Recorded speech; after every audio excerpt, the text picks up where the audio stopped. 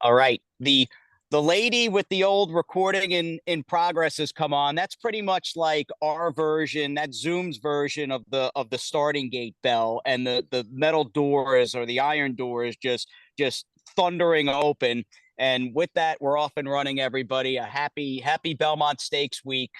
And everybody listening, it's our latest WPT in 30. You've got Jason, Tommy, Joe, and appropriately, we're breaking out the big guns. I mean, we're in uncharted territory, not only with the Belmont Stakes, of course, Saturday in Saratoga Springs, but Terrence P. Finley, our fearless leader.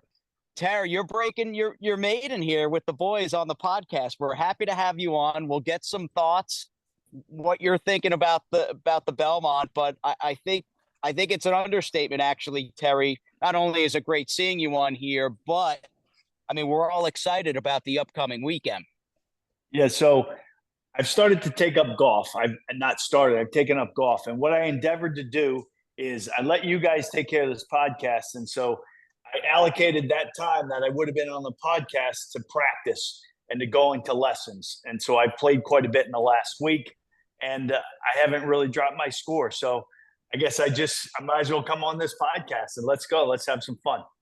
Yeah, we know you can talk with the best of them. So, your golf game might be struggling, but in terms of talking about racing and West Point horses, no issue there.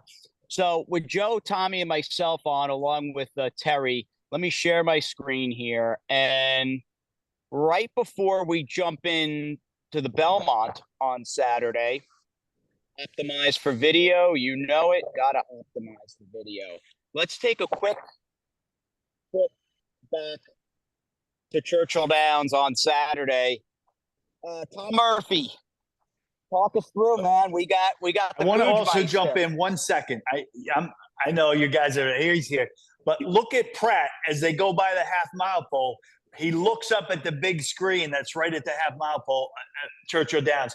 I thought that was the coolest thing for him to be checking out the competition on the big board as they went down the backside. How far he was in front. I missed that. And that is something I wasn't aware of. So we'll keep it's coming up. I didn't even see this. I'm watching for it too. Watch. Oh, there he goes. Right there. He's turning right there. Yeah. He's looking over your shoulder. There's no question. He turned his head to the right. That big video monitor. I mean, it's gargantuan. Super cool. And I mean, Pratt's just got an easy hold of Cugino. Tommy, you were there. You saw this unfold. I mean, what was going through your mind when Pratt just put him on the lead? No one wanted the lead. Flavien just put him on the point. I can't lie. I was a little nervous. I didn't expect that at all. So I was kind of freaked out a little bit. And then I was a little worried. And then I kicked myself. I said, we have Flavien Pratt riding on the grass for us. What am I doing? He knows what he's doing, because I was there with Jeff Lips, and I turned to him. I said, I sure hope Flavien knows something that we don't. And right about here, I realized that he does, because he just put this field away, made easy work of him, and kind of was Atomic Blonde-esque, or just a big sigh of relief, at least on my end. He finally gets this stakes win. He's been pounding on the door, finally gets it. Would have been great to happen Derby Day, but for him, this really puts him on track, I think, for a fantastic rest of this year. And the beauty is, I mean, not only do we get a big stakes win and a horse that deserved a really nice stakes win on his resume, I think going forward, Joe, I mean, clearly that's a division where you're going to have a lot of opportunity, mainly the races in New York. I mean, with big pots and their grade ones. Yeah, I mean, a couple things that stuck out to me from this race. You mentioned Flavien. He did a similar thing with Ohana Honor in April at Keeneland. Ohana Honor had never been on the lead before. He had the rail. He broke great. Flavien just said, all right, let's go on with it. And he goes wire to wire. And now look at us. We're in the Manhattan on Saturday with Ohana Honor. And who knows, sky's the limit with Cugino. I just love riders like that, man. I just love riders who they let the circumstances of the break and the race dictate what they're going to do. They don't come in with a set plan, rigid. I'm going to do this no matter what happens. The horse has speed. He breaks great from the inside. I'm confident in my animal. Come and catch me if you can. And they couldn't even get close to him. And the way he strode out going 1.125 miles, you got to think he can get 1.25 miles, maybe further than that. He's the tops in this division right now. Obviously, it's early in the year. As Jason likes to say, there's probably 7,000 Charlie Appleby monsters waiting in the wings for the rest of the year. But look, he's a horse that deserved that kind of result. And just to have him perform the way he did, not just win, but to win powerfully, emphatically like that. And now he's got another dimension. So now he's not dependent on the pace. Like Jason, Tommy, you guys know how many times do we get on here and I'm like, man, I wish Cugino had more pace to run at. He needs some more pace. He doesn't need it now. Now he can make his own pace. That's huge. He's multidimensional. And yeah, let's keep rolling with him. He's doubly dangerous, man, and he's going to adapt to whatever the scenario is, whatever the race flow. That was well articulated, Joe. I do love this picture of him and Flavia in a deep stretch. What a shot. Just really awesome. Congrats to Cugino. He's got a big partnership, and he's been a really, really fun horse. That is, I think, given Pratt his due, and, I think West Point and Flavian Pratt are, kind of joined at the hip for eternity, in perpetuity, just given the fact that he rode Flightline. But, I think that's a good segue getting into Saturday's Belmont Stakes, which will have a post time of 6:41 Eastern. It's great. And we could spend, the five of us could spend the next few hours talking about just Saratoga, the Belmont Stakes, history, all that stuff, for the four of us. But I will say it's been just awesome getting to town like late Saturday afternoon, seeing all the Belmont Stakes signs they've got hanging up on Union and on Broadway, and they painted the 3/8 pole. It's green and white instead of black and white, so a nice touch there. But getting back to Pratt, he has picked up the mount, and this was widely publicized, on the Belmont favorite, Sierra Leone. He's our starting point. And Terry, why don't I just bring you in? Where do you stand with the horse who unquestionably is going to be a sub 2-1 favorite come 6:41 Eastern on Saturday at the Spa? Yeah, I like this horse. I think physically he's really, really come forward. I remember the night that they sold him. He was at Gainesway. He was a beautiful yearling, really, really silky smooth. And there aren't very many of them, especially the big dollar horses that have the spotlight on them, that turn out to be really silky smooth on the racetrack, right? It just turns into a numbers game. Well, this is a horse that has turned into a beautiful horse. He's got a little bit of a funny way of going. He carries his head extremely low, but when he gets going, obviously he doesn't have a whole lot of gas the first part of his races, but when he gets going, he just really covers the ground very, very well. And I think he's a likely winner of this spot. I like Danny Gargan's horse, Dornock. If you look at 8 or 9 weeks ago, he was a horse that the whole country was talking about.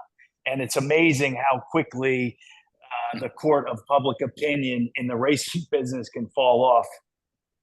The other horse I'll give you, he's not an over the top long shot, but we were standing on the rail yesterday, Tommy Bellhouse and all the Clancy boys, and we're talking to Bill Mott, and Bill was in a great mood. He was talking and telling. He's a great storyteller, and he said he was over talking to Wayne Lucas, and he saw Seize the Gray. And he just made the point. He said there aren't very many horses that would look like that after the spring that he's had, right? This will be his 6th start since the end of February. And if there's anybody going to do it, it's Wayne Lucas. But I think that's a pretty big endorsement to have Billy Mott. I really tout your horse. So I'd like, I say Seize the Gray. I'd say Dornock, but I really think this group of horses is going to have a very, very hard time trying to contain Sierra Leone.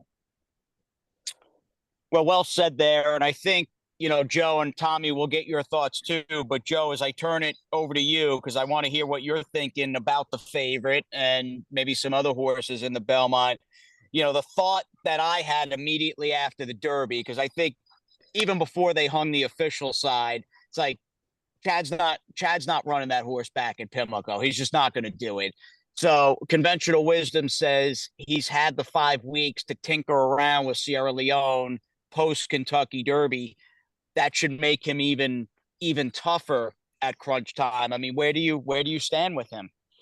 No, I mean, listen, I think the race kind of sets up for him. There's not necessarily a bunch of one-way speed, but I think there are enough horses that are going to be sent out of there to be close, especially after Seize the Gray went wire to wire in the Preakness. I think a lot of other riders are going to be cognizant of that. They're going to want to be laying close, putting pressure on him. It's kind of, it's a little bit of it's a little liberating, I feel like, for Flavien Prat, because he knows what he has to do and drop back, see what happens up front, make your run. I think he is a deserving favorite, but in races like this, really competitive races like this, on big days where funky things can happen, I'm just not looking to take 8-5 or 9-5 on horses like that. I mean, I'm curious what you guys think, what kind of price Mystic Dan is going to be, because there's a lot of different ways you can go in here. Mystic Dan's going to take money. Sierra Leone's going to take money. We haven't even talked about Mindframe yet. Mindframe is the X factor in this race. He could be the best horse in the race. He's fresh. He's drawn outside, so Irad's going to have options, you would think, on what he wants to do. If the pace is too slow, he can go forward. If it's a little bit quick, he can drop back. There's just so many different ways to go in here. I'm curious what you guys think, how you guys think the public is going to land on Mystic Dan, because he didn't get bet as hard as I thought he would in the Preakness, despite being the Derby winner. He obviously was a big price in the Derby. I just think it's a little bit of a funky race, and I'm curious, really curious to see the way that it's bet.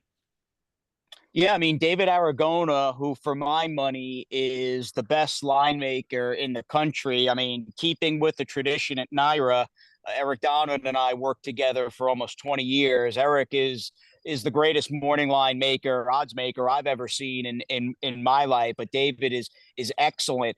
I first thing I said to Christina Monday night when they drew, and I saw the morning line odds, I was like, wow. He's got a pretty big spread between Mindframe at 3.5 versus the 5-1 on Mystic Dan. Got to tell you guys, I mean, it's hard not to have a soft spot, and no matter who you like in the Belmont, I don't know.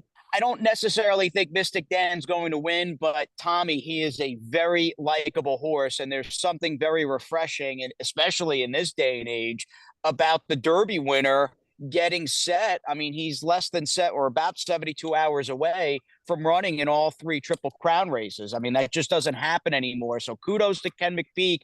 Where do you stand with Mystic Dan? Do you like him on Saturday? Actually, I do. I like him a little bit. He's obviously, I mean, he won the Derby, so he's proven that he can get this distance. And what I picked up on him, which I haven't, shame on me, I guess, for not finding this going to the Derby, but since, January 1st, when he ran his first race this year, he gets beat, then he comes back and he wins, and he gets beat. He comes back and wins the Derby. Now he gets beat in the Preakness. So if you're a believer of form like that, I mean, that just tells you, I think he's going to run well. Should be the winner based on that form. I don't know if that's really going to happen. Like you said, the Derby winner, I think they signed him 5-1, you said. I wouldn't be surprised if he floats a little higher than that, just because people will be enamored maybe with Todd's horse on the outside, or people are just going to pound Sierra Leone and bet him down to even further, 7-5 territory. Like you said, Mindframe is, to me, I don't really know what to do with this horse. Honestly, I'm probably just going to chuck him, because I think he's probably going to go to the front and get ran down, get tired. It's his first time. I see you have it written there, stretching out to 10 furlongs. I don't know if he's going to hold it, especially against these caliber horses. Of course, he could prove me wrong and win the race, and we'll come back on here next week and everyone can laugh at me. But horse that really kind of caught my attention outside of Sierra Leone, who obviously is going to be the favorite and going to have his way in the race, I think. And we're going to see him closing late. I think a horse that will be roughly around that same area with him at that point in the race, at least turning for home, I think is Resilience. I know when we were leading up to the Derby, I talked about this horse a little bit, and I'm fairly certain I said this horse runs to the Belmont. He's going to be my Belmont horse. I just really thought this horse would relish that distance. And again, he's a classic Belmont horse, slow progression. He's not going to win first out, but you can see it. He's gotten better and better and better. You can say maybe slightly plateaued on figures. Of course, he's going to have to run better than that to win the Belmont. But to me, this horse might sneak in at a decent price. I think he's 10-1 in the morning line, hoping that he floats, obviously, for my wallet's sake. But this is a horse that I think can upset this race and create a little bit of havoc. All right, so top pick for me is Sierra Leone, rooting for Mind Frame, but I'm going to take the favorite. Terry, you're with Sierra Leone as well, top pick, but Dornock and Seize the Gray for you in the mix. What do you think, Terry, too? I mean, I'd love to get your thoughts also on Mind Frame, who, I mean, from a raw talent standpoint, might be the most talented horse in the race. I mean, what do you think of this horse who's just been phenomenal in his 2 races? Yeah. Well, I mean, over the last 2 years, I've had several people, after a big win, and I like to text owners. I like to stay in touch with owners across the country, and I've had probably 3 or 4 people that have said, after a big win, they said that was Flightline-esque, and I tried to be. I was alone, and I raised my eyebrows, but Vinny and I, the owner of St. Elias Stables, I texted him on Derby Day because he ran in the first race on Derby Day, Mind Frame, or early in the card, and that was the first time somebody said that was Flightline-esque, that I didn't roll my eyes. Now I would never roll my eyes at Vinny Viola anyway, but he could be getting in that zone. He could be getting in that zone. This will be a big test. We've seen horses, right? Most of them, as was talked about and I mentioned on this call, they get to the 8th pole against good horses, and all of a sudden they're in a zone that they've never been in. Obviously, looking at the 2 races, so this race is gonna test his mettle in a big way, but there are very many horses that haven't been as impressive as this horse in the last 2 years. Yeah, I mean, he adds an element to a fascinating Belmont for as just being honest about it, for as lousy and boring as the Preakness was, even having Mystic Dan in the race. And look, it was a neat result, and you got to know D Wayne is to like D Wayne. And I mean, the man is an absolute treasure, but in terms of a betting race and on paper, it just didn't have a lot of pizzazz. This is the antithesis of that. This is an outstanding Belmont. Let's keep our fingers crossed with the weather. Terry, we appreciate you coming on, my friend, and getting your thoughts. And, as we tape this a little before dinner time Wednesday, we hope, and we'll have many West Point partners throughout the next 4 days coming to town, and that'll get us warmed up for the entire summer up here, which is amazing. But we'll be meeting everybody at the Morning Line stand tomorrow, so can't wait for that. Absolutely, right back at you. And I will, you're up here. We've been up here for a couple of days, and you start to talk to people. And I know Tammy Fox was on Broadway the other day, right after the draw, and they're good friends. Dale and Tammy are good friends with the McPeaks, and I know Kenny. He touts horses. Of course, you got to have confidence in your horses, and everybody's got their own style. But Kenny did say that if the Derby winner was not in here for whatever reason, he would have had no problem putting the Oaks winner into the Belmont. So he is as confident as a trainer could be with the fact that he's going to win the Acorn with Torpedo Anna. So I know she's not much of a price, but she does have the champion Billy Mott's filly to run against her. So she'll probably be 7-5 or 8-5, but she might be worth it because I think that's as strong of an endorsement.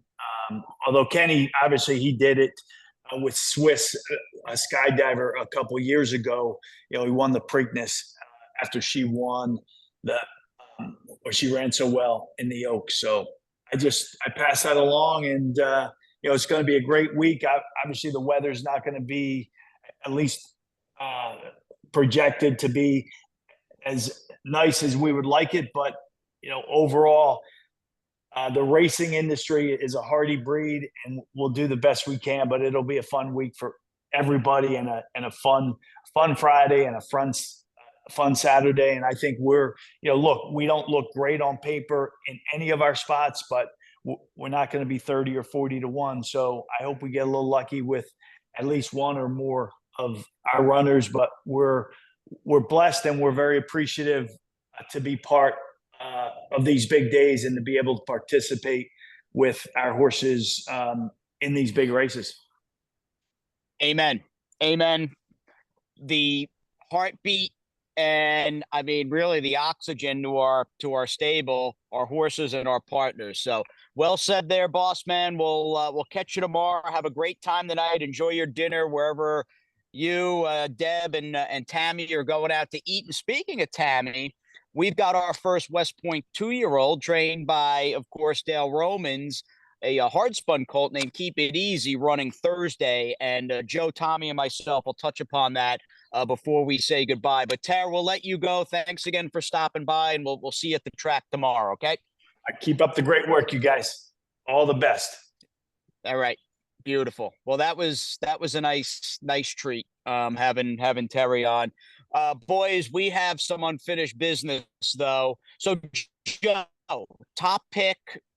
I understand you respect Sierra Leone, not going to be surprised if he wins, but not really your cup of tea.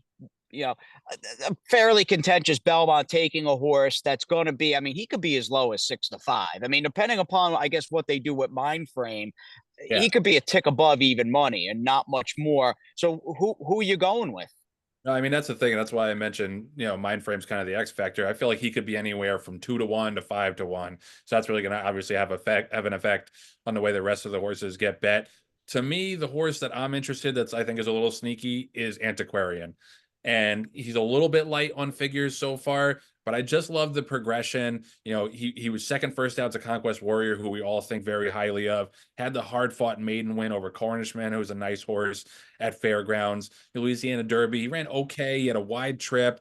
And I just love the way he ground down the Wine Steward in the Peter Pan, because the Wine Steward got a very good trip. He's obviously back in here. And he just strikes me, being by preservationist, the arch influence. I just think this is a horse that's going to get better going 1.25 miles. And he's just got that grinding style where he's got enough speed to lay close. He doesn't need too many things to happen for him. And I think he's going to be a big price. He's going to be in the 12 to 15 to 1 range. I think he's getting overlooked a little bit. Mike Welsh, I know from the DRF, has had a lot of good reports on him and the way he's been training this week. I'm with Tommy a little bit too on resilience. A lot of times in the Derby, obviously the first 3-4 finishers ran well. You're kind of looking for the horses that ran better than their final position looks. And I thought he was that horse if there was one. Made that big, wide, bold move and took the lead almost an early stretch and just got a little bit tired late. You got to think he's going to get better as time goes on with Belmont. But yeah, give me Antiquarian. I think he's going to get lost on the board. And I just see him kind of sitting that perfect little mid-pack trip and getting the jump on the closers, hopefully. All right, fair enough. So Tommy liked resilience as a price, or at a price rather, in the Derby. Horse ran a big race with a big wide trip. So Tommy's got resilience. Joe's going to take Antiquarian. For Todd Pletcher, who, by the way, I mean, of course, has Mind Frame. Todd has got a sterling record in the Belmont Stakes, and he has run a number of massively big priced horses who have either won or just missed winning. Stay Thirsty, who just missed to Ruler on Ice, comes to mind. And Commissioner, maybe 10 years or so ago, just under 10 years. I can't remember what year it was, but Commissioner ran a huge race, and it's annoying me now. Whatever, it'll come to me. But he also had Destin, who missed by that much, the creator. Yes, Destin also. I mean, half a pinky now. So yeah. Todd often has more than one horse in the Belmont, but there has been more than one test of the champion where his bigger priced and oftentimes by far bigger priced entrant runs a gigantic race. So some good points. Looking forward to the Belmont. We're in action, boys. I mean, West Point's throwing out the 1-2 punch in a race that is near and dear to me. And again, I'm sure some people, it's like, favorite turf race? Like, are you kidding me, dude? Is that like really a thing? But I have always, from my high school days in the early to mid 90s, I've always loved Belmont Day. And of course the Belmont Stakes. but I don't know. It's just something with me about the Manhattan, always positioned right before the Belmont. It's my favorite turf race. And although integration needs a little bit of time before we run him back, and I still think when push comes to shove, he's the best older turf horse we have in a wide group. I mean, it's a wide swath of horses. I'm glad, Shug has seen fit to enter Ohana Honor, and with the potential rain softened turf, depending upon what happens Thursday. And right now, guys, as I check my phone, the forecast is like for a little more than an inch of rain on Thursday. So there's nothing we can do, but Christoph feels if there's any cut in the ground that Kertez will be right at home, and he's of course our British bred. This though, guys, this is a grade one field, and our two horses they deserve to be big prices. They're double digits on the morning line, and they deserve to be. Tommy, I'll start with you. Running through the Manhattan field, I'm a fan in terms of a top pick. I like the 6 Alrifa, mainly because he's second off the layoff. And what really caught my eye was that Group 2 race at Deauville last August when he lost to Ace Impact, who won the Arc by less than a length. He's my top pick. And again, I'm rooting for Ohana and Kertez, of course. But who do you like in this race? Honestly, you kind of stole my thunder there a little bit, Jason. I like that 6 Alrifa a lot as well.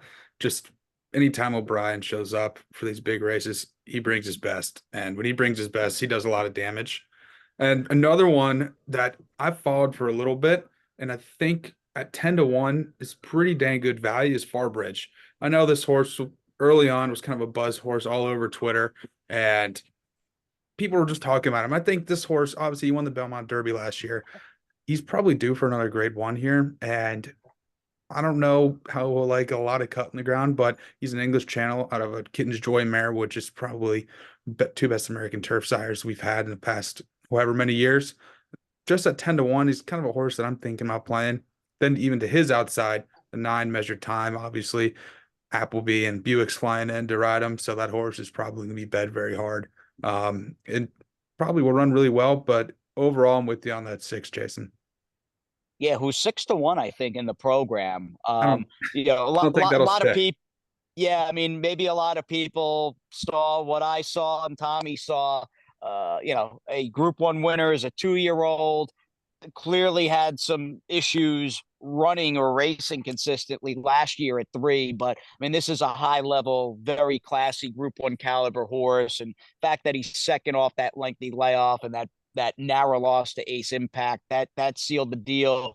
But Joe, as you work your way through, I mean, we've got our 2 boys. You've got 2 in there for Chad. I'm very busy, who integration drilled last year in the Hill Prince. That horse didn't run any good Derby Day. And then you've got the Turf Classic winner from Derby Day and program trading. The 2 Applebys. I mean, where are you going? Where's your heads at in a very contentious renewal of the Manhattan?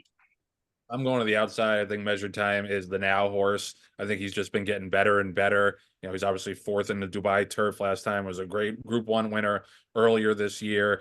I think the outside draw is advantageous in these kind of races. He's already proven that he can run well on, more wet footing. I like that he shipped in. He's got the local work, so he's gotten a feel for the turf course, even though it's probably going to be, it's obviously a different turf course on Saturday. I still like that he's, settled in and gotten used to the surroundings. So I'm on him. I think Ohana's getting a little disrespected at 15-1 on the morning line, especially considering Nation's Pride is 9-2. And if you look at the PPs, we beat Nation's Pride last time. Granted, it was only by a neck, but I don't think he should be 3 times the price of Nation's Pride. I kind of understand Kertez being a little bit longer. He's got a little bit of a figure disadvantage, but I think Ohana, he probably won't be that big of a price, but if he's anywhere close to 15-1, I'm betting him, just regardless of the West Point connection. I think that's good value. I just wanted to make one point. You don't have to go back to the race, but how about the Acorn, how strong that race is? You got 9 horses. 8 of them are graded stakes winners. 8 out of the 9 are graded stakes winners, and the only one who's not is Regulatory Risk, who was 3rd in the Kentucky Oaks last time and 2nd in the Gazelle before that. That's how strong of the field this is. Even at the rail, Becky's Joker, who's going to be 100-1, won the Schuylerville First time out for Gary Contessa. Like, you got a champion in there, you got the Kentucky Oaks in there. Sorry to mix things up on you, Jason, but I just think that's, to me, that's the race of the weekend. No, it's a phenomenal race. It's going to be a great Friday. I do hope we're celebrating by the time the Acorn rolls around. We're celebrating Gallant Rush defeating Roses for Deborah in the Intercontinental, and maybe very practical, winning and paying $90 with Frankie Dettori in that non-winners of one allowance race. But no, well said there as far as the Acorn. Tremendous field. We'll see if Torpedo Anna, who is about as blue collar as it gets. That's the neat sort of, subsection comment on the two McPeak horses. Two modest pedigrees, didn't sell for a whole lot. And to me, that is really the beauty of the game. Now, I am sitting outside right now with ZZ next to me, and the UPS guy just pulled up here. So, Z, you behave yourself. Daddy is working right now. I don't need you running across the yard. She's got her two tennis balls here. So let me grab. If we didn't have the animal interruptions, that's part of what makes this. Oh, without a doubt. I almost Jake the cat, the black cat that always comes by to say hi when, I'm in my home office back in Fort Lauderdale. He was sleeping right when I went in, maybe 10 minutes or so before we started the podcast. I went in to get to refill my water bottle, got to stay hydrated. And I almost brought him out here just so he can make an appearance. But Z, we could hear you barking, and I got one of your tennis balls. But no, the Acorn's going to be great. We'll talk about the two West Point horses on Friday in just a second. I'm glad you touched upon Ohana Honor. For me, Joe and Tommy, it's like getting back to Ohana real fast, and we can tie just a bow around the Manhattan. It's a huge hurdle for both him and Kertez. We know that. But with Ohana, I keep thinking like, okay, this is a better field, deeper field than the Man of War. Like, you watch the progression, like just this classic shug horse that he's been on. What happens if on Saturday he takes another step forward, which is very, very likely? Like, he could be right there. So good luck to him. Good luck to Kertez. Neat having that 1-2 punch. And we'll get back to Shuggy, my Uncle Shugs. Our first starter on Belmont Day is the big gray horse, Signator, in the Grade 2 Suburban. And I know Shug and the updates that have gone out the last few Thursdays, Shug was looking for a 3 other than for this horse, couldn't get that to go. And like when I talked to him last week, he was like, I'm monitoring the Suburban. It looks like it's probably going to be a pretty short field in terms of numbers. And then I added, I'm like, Shug, you know what? As a whole, the older horses are pretty average. So the point in mentioning that is, like, this is a good spot to roll the dice with Signator. I mean, if he's on his game, don't you think, Tommy? I mean, this group of horses in the Suburban, these are horses he can hang with. 100%. To me, it felt almost a little bit of an underwhelming field. But again, to your point, if he can run back to form that he was in end of last year, I think he very well can win this race. It fits with those figures at least, and fits with the rest of these horses. None of them are world beaters, I don't think. There's been a few that were really hot when they were younger and then kind of cooled off and have just been okay level stakes horses. But like you said, this is a perfect spot, I think. Let's roll the dice. And if we get the good Signator to show up, I think we might be getting our picture taken. I hope so. I like him, Joe, not only, again, you already stated it, but against this quality of horse that he faces Saturday, I like him going 10 on this track, which is it is a stamina fest. I mean, you're going to have to be able to stay a distance, which I think Signator wants to do.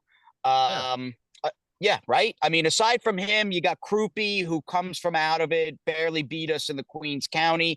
The one horse, though, that scares me and should be the favorite, and I would imagine will be, he's favored in the program, is the Mott horse outside, who just seems like, I mean, he's getting better as like each passing minute goes by, right?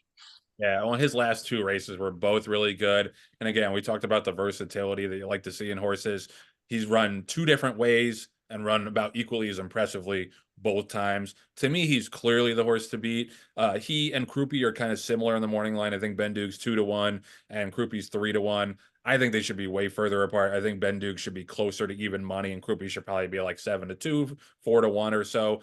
So I think he's clearly the one to be. And he showed that speed last time out. I imagine they're just going to pop out to the front with him. But I do think, to your point about Signator getting to go 1.25 miles, I do think that this is kind of the separation point where you're not necessarily pace dependent. I feel like 9 furlongs and shorter, you kind of need some things to go your way if you're a horse with Signator, who does not have that early speed. And we see, last time he got caught a little bit behind a slow pace. It happened to him in the Queens County too. It's happened to him a couple of times. I think 1.25 miles, especially on a typically tiring track like Saratoga is, you don't necessarily need everything to fall your way from a pace standpoint. You need the horses who are going to get the distance, and I think he's going to get the distance. All right, let's go Signator. Good luck to him. 8-1 in the program. Will be disappointed. I mean, that's my honest take. If he may not win it, maybe Ben Duke is just too good. He's just too good, and he maybe takes a step forward off his 2 wins downstate. But I will be pretty disappointed if our gray horse does not run a gigantic race Saturday in the Suburban. Another race with a ton of history, for sure. Backtracking to Friday. We touched upon the Acorn. I mean, how about a top pick? I mean, I'm going with the Kentucky Oaks winner. She was my filly in the Oaks. I'm staying with her. I know she's favored, and the cat is out of the bag. Joe, for you and Tommy, Joe, let's start. I mean, who's winning the Acorn? Yeah, I'm with you. Usually I like to try to find a price in these kind of races, these big races. But Torpedo Man has just been so impressive. I know I'm like a broken record here, but the versatility that she has to be able to go to the lead in the Kentucky Oaks, shake off all that early pace pressure. And they went fast. 46-3 is fast, especially over a sloppy track at Churchill. And she just kicked away, and she obviously can run in any kind of pace scenario. Yep. Nothing need to say anything else. She's the best horse in the race to me. Tommy? You know what? I'll switch it up. I'll go a little off the wall. I'm going to go horse tour inside. Hall of Famer Johnny V. Gunsong. I thought she ran well enough to win the Black Eyed Susan. And these kind of races, you can't forget about Johnny V when he's north of 10-1. He Hall of Famer for a reason. He usually finds ways to win these races or be there real close. So I think I'm going to take a stab with Gunsong. All right. Sounds good. I mean, a much tougher field than the Black Eyed Susan, but you are definitely going to be compensated in the price department. Chad's got a stranglehold in the Just a Game. Again, this podcast could be a few hours long. The New York, thankfully, is far more wide open than the Just a Game is. And then, speaking of strangleholds, our good buddy Christophe Camont may have a bit of a stranglehold in the Intercontinental Stakes, named, of course, for a former Breeders' Cup Filly and Mare Turf winner for Juddmonte and the late Bobby Franco, because good old CC is running Roses for Deborah, who's about as rock solid as they come in this division, and our hard-trying 5-year-old mare by Ghost Zapper in Gallon to Rush. Joe, we were on the podcast a couple of weeks ago, and I don't want to steal your thunder like I did with Alrifa for Tommy, but I thought you had like the perfect, and I hadn't thought about it, but it made complete sense when you basically called Roses for Deborah. She's kind of like this division's version of Caravel. I thought that was like a perfect summation of how good she is. Yeah, no, she's terrific. And obviously Overcharged is really good too. Maybe the 2 best turf sprinters in America right now are fillies and mares, because I don't know that there's any boy turf sprinters that can really mess with those two. She's second off the layoff. If she moves forward, and she doesn't even need to move forward, but if she moves forward at all off of that race, she's obviously going to be very, very tough to beat. I think that the thing to watch in this race is the pace scenario, because Gallon to Rush is going to need a little bit of pace to close into. Problem is, I think there is some speed, but I think the main speed is Lady Milagro, who on paper has 0 chance to win this race. And a lot of times, if you see a couple of speeds and they all have a chance to win, the jockeys will all be really trying to get to the front, be like, I got to beat that horse to lead, otherwise they're going to wire me. I think in this case, they might just let Lady Milagro go and then try to sit off her, and that probably will work against us. 5.5 for Gallon to Rush. Like, in my head, I'm still like, it's too short. She wants 3/4. She wants 6.5, but she's got that big win. I mean, she ran awesome up here. My parents were in town. They were up from Florida that weekend of August 11th. So that's a great memory. And she ran terrific that day. And you got to think, Tommy, win, lose, or draw. And she wasn't facing, and we love Don't Look Back at all, but there are a few horses in this division currently that are at the level of a Roses for Deborah. But I would have to think Gal in a Rush, designed, and by design, she's ready to run the best race of her season. It's only her second start of the year. Got to think Christoph has got her in a spot or in a zone where she's going to step up her game, even if Roses for Deborah is too good. 100%. And I think Christoph wanting us to run her in this race really kind of exudes that. First off, lost by a neck to obviously Don't Look Back at all. Both ran fantastic races. But then for Christoph to decide she's in a good enough spot to go run up against Roses for Deborah, who he obviously trains and probably the leader in that division, that makes me feel great about it. And like you said, if there's a way that she could pull this off, that would be fantastic. She's been searching these really nice, elusive graded stakes wins for a while now. And I'm just got my fingers crossed that she can get it done, because I really would love to finally see her break through in a big time way, because obviously she's 5 now. She's been around forever. I've followed her for a long time. My dad's a partner on her as well. So I have a little bit of a soft spot for her. So I'll be rooting heavily for her come Friday. Definitely. We got to get a graded win into her. I mean, just with that pedigree, the Go Sapper, Dynaformer, and she has just gotten better and better throughout her career. I know some partners were disappointed, and we would love to have, 1,000 horses running over the 4 days at Saratoga during this meet that Don't Look Back at all is going to bypass the Intercontinental in favor of the Parks race. For me, and Don't Look Back at all is terrific. She beat Gal in a Rush last time out.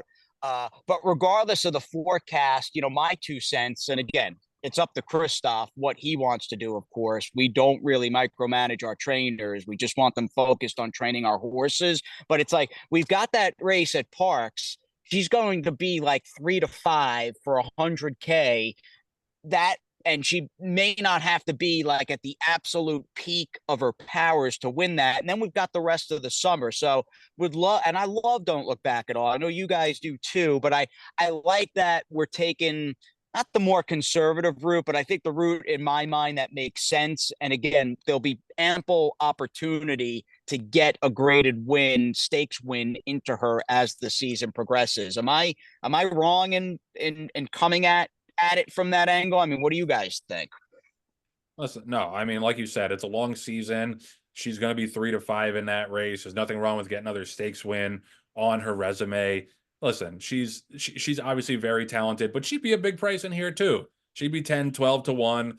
We love her to pieces, but you can't run every horse in every big race. And she has been an overachiever for us. She's done a ton in a pretty short amount of time. You got to trust the trainers, man. Like this is why we are so blessed at West Point to have the arsenal of trainers that we have, and why, like Jason, like you're saying, we lay off. We don't meddle. We don't try to push buttons with our horses. We trust them and Don't Look Back at all. We'll likely get another stakes win in a couple of weeks, and she'll likely be in another big graded spot soon after that.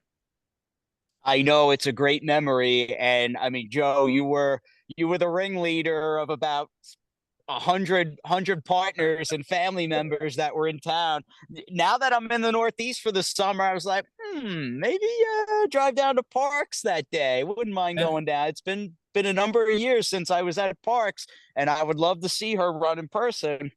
Philly's a great city, man. Let's come down. We'll have lunch in Philly, and then we'll go get a picture for a stakes win at Parks. No, that might be a great plan, my friend, for sure. Very practical. Shug put her in there, felt she needed just another week or two, as opposed to having started in the Monmouth race a couple of weeks ago on the Jersey Shore. She's going to be a big price. I will say there's a lot of speed signed on, and maybe that negatively affects Money's Gold, who was pretty exciting at one point in her career. But realistically, I think, guys, if very practical hit the board, I'd be tickled pink. And I will say, I'll also add, it's going to be pretty cool. I know we're going to be a big price with her on Friday, but seeing Dettori in the West Point colors makes me happy. Yeah, no doubt. And listen, like you said, she's up against it in here. But you make a good point about all the speed. And, regardless of very practical, just coming at it from a handicapping standpoint, I'm against Money's Gold. Coming off the layoff, she's been mildly disappointing after she exploded with those 3 blowout wins to start her career. And I just think she's going to be 3-5, 4-5 in here. I think this is a race where you want to spread a little bit and try to beat the favorite. Roswell, I mean, where do you go if you're trying? Do you have a top pick, Joe? Well, yeah. How about, another horse coming off a layoff in Sugar High? I know that I'm friendly with CJ Johnson of CJ Thoroughbreds, and they were super, super high on that filly first time out. She obviously lived up to it, didn't run as well back off of that in the spin away when setting a fast pace. She didn't run as well in the matron, but she's going to be a big price. She can maybe sit off the pace a little bit. Looks like she's been working well for Belmont. He wouldn't bring her back off the long layoff if she wasn't ready. She's the one I'm looking at that I think is a little sneaky.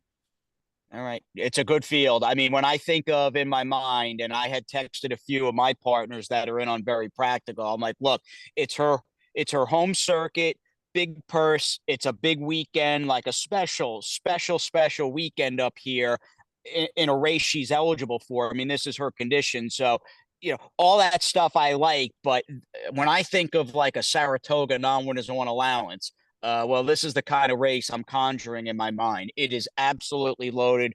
Good luck to her on Friday. Just a quick pop here, guys, as we tape this thing Wednesday night. In fact, what time is it right now? It's about 5 p.m. So almost quitting time. We try to keep it easy all the time here at WPT. And for Dale, especially going back to that Eclipse Award winning season of his back in 2012, it was very easy.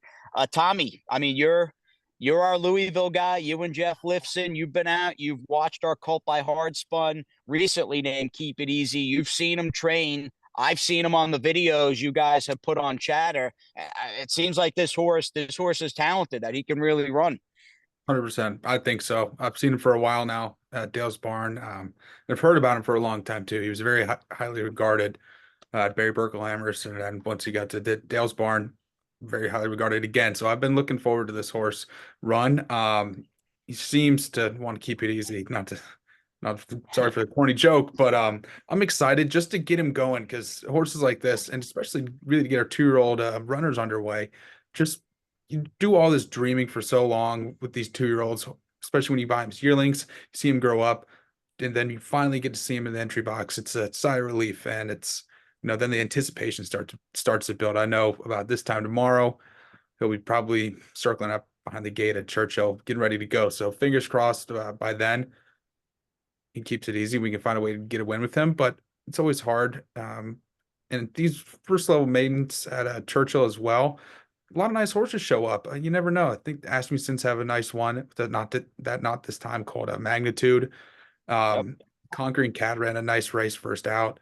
So you never know, and you never know what you're going to find with these first time starters. I find them the hardest races to handicap. I quite honestly struggle with them sometimes, but I'm looking forward to them here, and hopefully we can get it done. Yeah, Dale's not really like a crank 'em up 2-year-old kind of guy. I mean, I've just never viewed him like, especially in an early season 2-year-old race like this. But as he said on that Excellent Tuesdays at 2 a couple of weeks ago with the great Jeff Lifson, sometimes these horses bring you there, and this horse has brought us to the entry box. So good luck to Keep It Easy in what looks like a pretty contentious 2-year-old maiden race. I mean, it does look like a field on paper that could be okay. And then we've got the long-awaited career start number 4, Joe, for Miss Enchanted, who I'm not upset to see her running for a maiden claiming tag. Ultimately, how well she runs here is going to determine what direction we go. Does she need another little dip down, or is this the right level, high price maiden claimer? But she's quick, and it's good to see her back in the entry box. No doubt. And I like that she's drawn outside. You know, I didn't think she responded that well first time out when she was inside. And I thought she ran really well second time out. And to me, that last race, you can just draw a complete line through it. That race was run in a driving rainstorm. And it was one of those races where once she wasn't feeling it, I was glad that Edgar Zayas just wrapped up on her, because it was an absolute mess. I frankly, like, not to cause a stir or anything, I thought it was pretty irresponsible of Gulfstream to run that race during that monsoon. I think that they should have, taken a pause and delayed the start. Regardless, I think that's a total throw out of a race. I do think the slight class relief does help her in drawing outside, the cutback. I think there's a lot of things pointing to her with an improved effort. And like you said, this is kind of a pivotal race for her to see which way she goes. Definitely. Before we say goodbye, let's actually go over here and check out our Solomini filly. I had the pleasure of stopping by Fairhill last Friday and Saturday. Only my second time going to Fairhill Training Center in Maryland. Of course, we've got a string for Shug McGahee there, Arno Delacour, and Bruce Jackson, who's more of a layoff R&R guy. So we had a number of horses and continue to have a number of horses there. The point of mentioning that is I got to see this Solomini New York bred 2-year-old filly that we bought a couple of weeks ago. I wasn't at the Maryland sale. I got to see her in person. I don't know what I was really expecting other than to have like a nice looking horse, but in terms of just well put together and a presence, I was blown away. I shared a number of pictures that I took, and there's some video that I shared on Chatter. But take a look at her, guys. I mean, she is an absolute doll, and I'm not kidding. I got the same reaction, just like that visceral feeling inside that I got the day we bought Don't Look Back at All at OBS more than 2 years ago. So I hope we have the same kind of career and one great race after another that we've had with Don't Look Back at All. But to me, guys, at the price point, and I'll start with you, Joe, I mean, this filly is a no brainer. I absolutely love her. Yeah, absolutely. I mean, she's got that big stride too, stride length over a foot above average. She's got the New York bred conditions. And I want to give a shout out to you, Jason, for getting all that video up and down the East Coast, making all those stops. Because like you can only tell so much from the Breeze video and from the Back at the Barn video, but to get that up close video of her at Fairhill and see her walk, I loved her walk. Big, scopy, long reach. She's obviously quick, as you can see from the Breeze. So yeah, there's a ton to like from her. And that's not even mentioning the Curlin blood that she has, being a daughter of Solomini. Yeah, she's got the total package to me, and like you said, great price point too. Yeah, no brainer. I mean, she's the bomb, and New York bred. That's the cherry on top. It just adds to it. And with Christoph training, and she's not spending much time down at Fairhill. Came out of the sale in tip-top shape. Physically, mentally, she'll get another week or two down there, and then she'll ship up here to Saratoga and get to work. So if you've looked at her or you haven't looked at her, trust me, take our word for it. She is definitely worth your time. If you get a big truck, you get to name her. Maybe you get to name her if you take a big enough piece. Yeah, Joe and I are, and the great Tom Bellhouse and Jeff Lifson, we'll make it happy. Make it happen rather. Speaking of Tom Bellhouse, how's Castle Bellhouse, my friend? I mean, that's going to be your headquarters over this Belmont weekend here at the spa. It's very impressive, and honestly, and what's great is I have the whole floor to myself. Like, wow. West must pay well that I got an entire guest floor at Casa Bellhouse. It's very, very nice. He closed on the house, I think, about the same time I started West Point last year. So this is like a nice full circle thing for me. Obviously, Tom and Karen are great. So yes, I'm very happy to have this as my home base this week. All right, going to be a great one. I know we've got Blues Traveler playing tonight, the free concert down on Broadway. Would love to go check that out. I'm waiting for the boss to get home from work to decide what we're going to do tonight. But I hope to see you, of course, Joe, down on Broadway, along with everybody else here in Saratoga. And of course, Tom Murphy, when are you going to grace us with your presence, my friend? We got to get you up here this summer. Hot off the press, I'll be up there Whitney weekend. First time heading back. I guess you could say first off the layoff up to the spa. So I'm really very much looking forward to it. It's been way too long, and I barely remember the place, so it's almost like I'm going for the first time. So it's already something that I have circled on my calendar, and I'm already started counting down the days. Yeah, it's a special place. Going to be a phenomenal, phenomenal weekend. We hope Mother Nature and the weatherman cooperates. But good luck to all of our runners across the country. Scatify is going to be running this weekend in the Affirm Stakes. So we've got a lot of like high level, high quality West Point action coming up over the next few days, which is going to be amazing. So good luck, safe trips to our horses, safe trip to everybody that's making the trek here to Saratoga. Great job as always, Tommy and Joe. Always a good time hanging out with you guys, and we'll see you next time here on WPT in 30. See you guys. Stuff.